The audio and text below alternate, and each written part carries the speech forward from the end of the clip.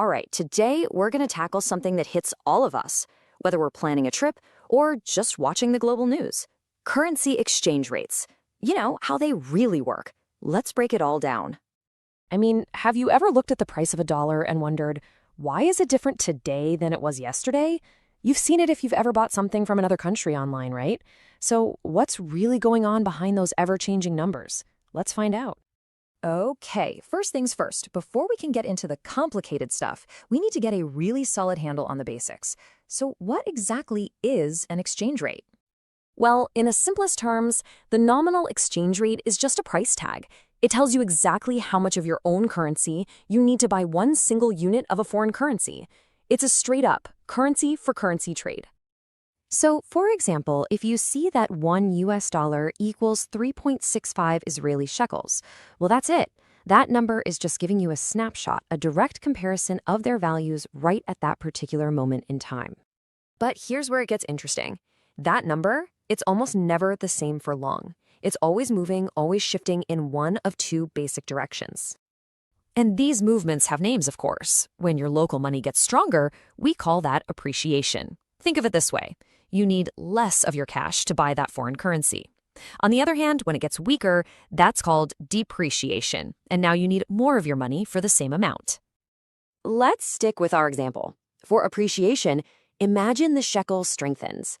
Suddenly, that $1 doesn't cost 3.65 shekels anymore. Maybe it only costs 3.00. See? You need fewer shekels to buy that same exact dollar. Your money just got more powerful.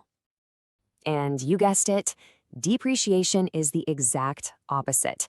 If the shekel weakens, that rate might jump up to 4.00. Now it takes more shekels to get your hands on that same single US dollar. Your currency is weaker, at least when compared to the dollar.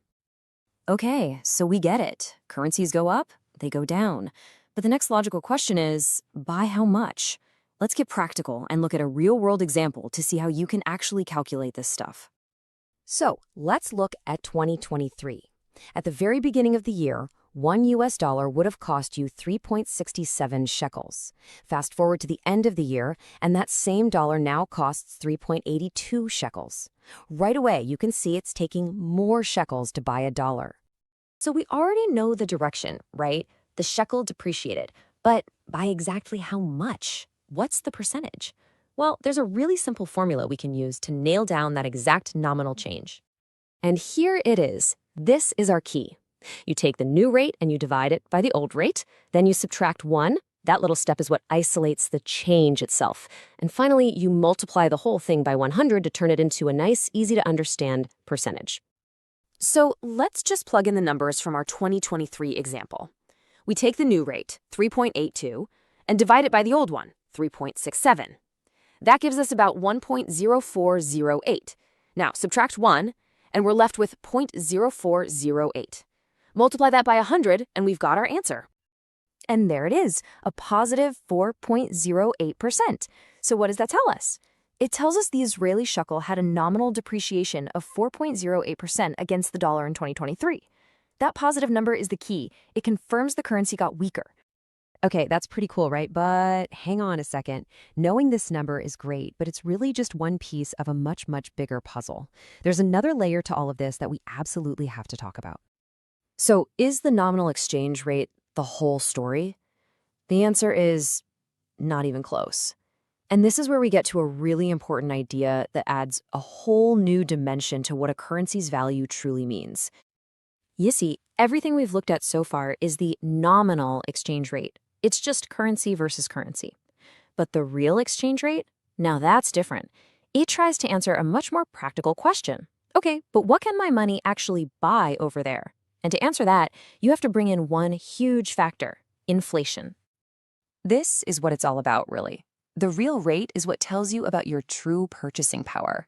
It helps you understand if that vacation or that laptop from overseas is actually getting cheaper or more expensive for you once you account for price changes in both countries. At the end of the day, this is what really matters to your wallet.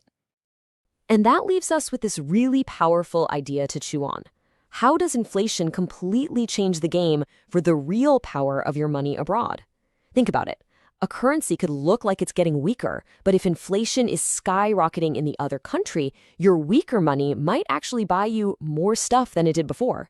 It's the perfect reminder that in the world of economics, the first number you see is almost never the whole story.